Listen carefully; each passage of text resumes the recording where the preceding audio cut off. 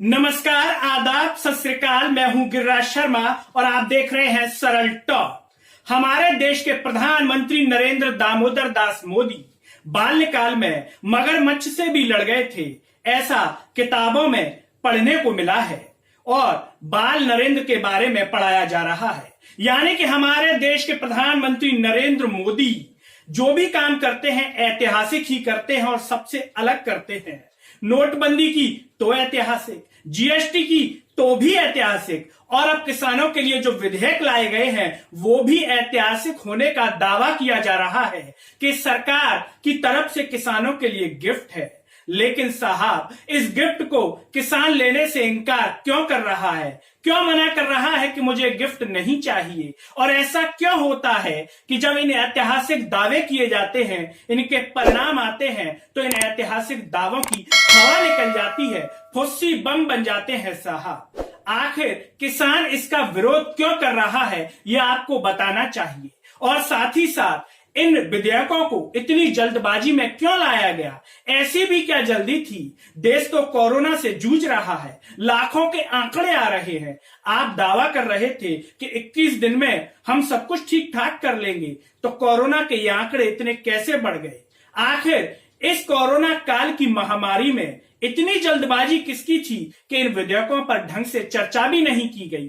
राज्यसभा में हंगामा हुआ, लोगों की बात तक नहीं सुनी गई, बिल को फाड़ा तक गया, लेकिन आपने तो ध्वनि मत से बिल को पास करा लिया। ध्वनि मत, आने वाले समय में कहीं ऐसा ना हो कि चुनावों में भी आप ऐसी कोई रणनीति ले आए कि ध्वनि मत से ही हो जाए।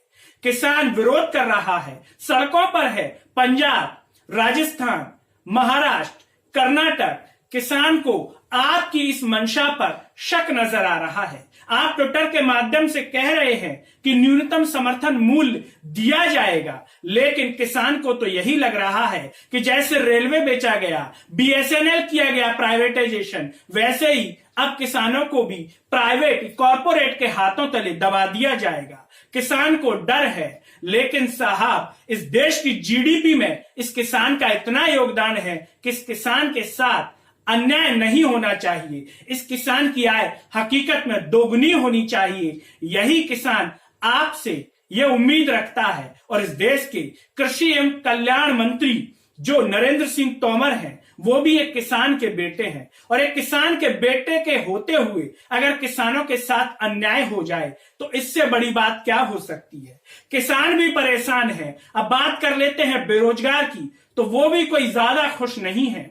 अगर खुश होता तो आपके जन्मदिन पर राष्ट्रीय बेरोजगार दिवस मना करके आपको याद दिलाने की कोशिश नहीं करता कि साहब रोजगार दे दीजिए, हमको रोजगार दे दीजिए, हमने पढ़ाई की है, डिग्री की है। लेकिन साहब, आपने तो उनकी बात का जवाब तक भी नहीं दिया। लाखों में ट्वीट किए गए। आपको ट्विटर, फेसबुक, सोशल मीडिया बहुत पसंद है, तो युवाओं ने भी यही तरीका निकाल लिया। आपने कहा कि कोरोना काल में आत्मविश्वास बढ़ाने के लिए कोरोना वॉरियर्स का ताली और थाली बजाई जाए। देश के नागरिक ने आपकी बात मान ली, लेकिन जब देश के युवा की बात आपने नहीं सुनी, जब वही ताली और थाली बजाई, तो युवाओं पर लाठियां और डंडे बरसाए गए। ये कैसा न्याय है साहब? इस देश में किसान परेशान है, बेरोजगार परेशान है, तो फिर खुश है कौन? क्या नेता, विधायक, सांसद सिर्फ यही खुश हैं? इन्हीं का ही भला होने वाला है इस देश के अंदर? ये सबसे बड़ा सवाल है।